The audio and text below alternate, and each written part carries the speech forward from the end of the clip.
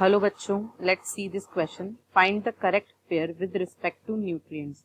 Option A inhibition of cell division, low level of nitrogen, potassium, sulphur and molybdenum.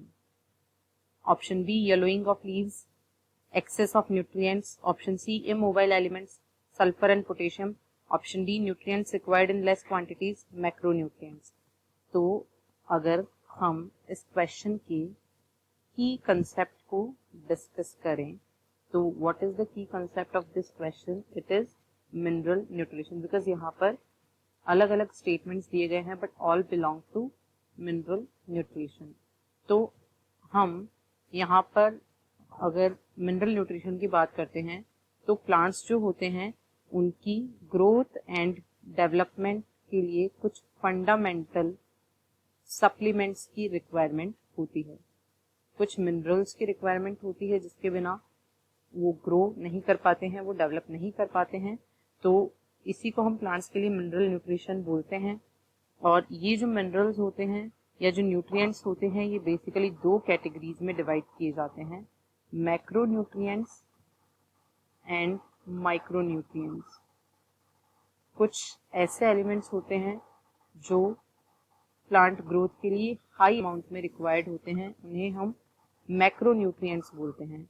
और कुछ ऐसे elements होते हैं जो कि प्लांट की ग्रोथ के लिए कम अमाउंट में रिक्वायर्ड होते हैं, उनको हम माइक्रो न्यूट्रिएंट्स बोलते हैं.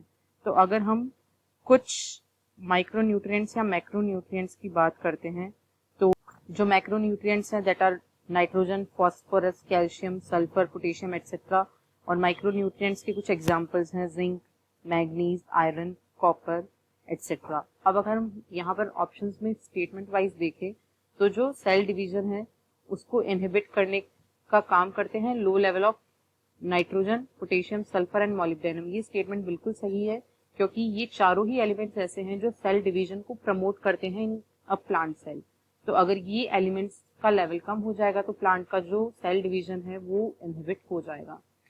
जो सेकंड स्टेटमेंट है उसमें बोला गया है कि yellowing of leaves is due to excess of nutrients. This is incorrect क्योंकि जो येलोइंग ऑफ लीव्स होती है उसको हम क्लोरोसिस बोलते हैं और ये बेसिकली होता किसकी वजह से है?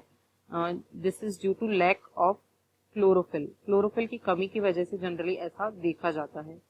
अगर सी स्टेटमेंट की बात करें तो immobile element sulphur and potassium ये बिल्कुल गलत है, ये पेयर गलत है. इमोबाइल जो कुछ ऐसे एलिमेंट्स होते हैं जो मोबाइल होते हैं और कुछ इमोबाइल होते हैं. तो जो इमोबाइल है वो बेसिकली सल्फर एंड कैल्शियम होते हैं, जो पोटेशियम है वो मोबाइल है, इसलिए ये वाला ऑप्शन भी इनकरेक्ट होगा. एंड ऑप्शन डी में बोला गया है ऐसे न्यूट्रिएंट्स जो कि लेस क्वांटिटी में रिक्वायर्ड होते हैं वो मैक्रो न्यूट्रिएंट्स होते हैं. तो ये बिल्कुल गलत है. ऐसे एलिमेंट्स जो ज्यादा रिक्वायर्ड होते हैं उनको हम क्या बोलते हैं? मैक्रो न्यूट्रिएंट बोलते हैं और जो कम रिक्वायर्ड होते हैं उनको माइक्रो न्यूट्रिएंट्स बोलते हैं. तो यहाँ पर केवल जो ऑप्शन ए है उसी में करेक्ट पेयरिंग की गई है.